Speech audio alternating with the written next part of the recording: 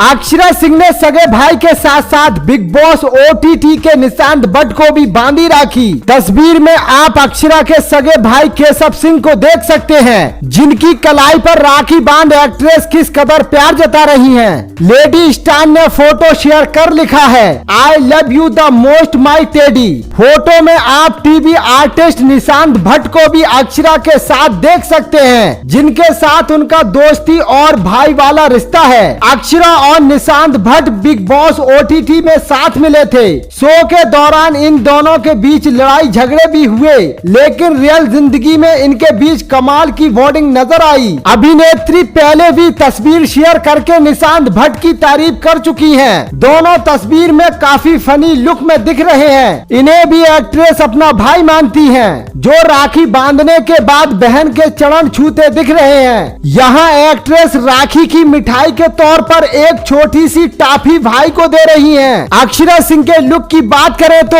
Actress ने पीले रंग की खूबसूरत फ्रॉक पहनी हुई है, जिसमें अक्षरा सिंह बेहद ही प्यारी लग रही हैं। दोस्तों, आपको अक्षरा सिंह का ये न्यूज कैसा लगा कमेंट में जरूर बताएं, और अक्षरा सिंह से जुड़ी खबरों के लिए मेरे यूट्यूब चैनल को सब्सक्राइब करना ना भूलें।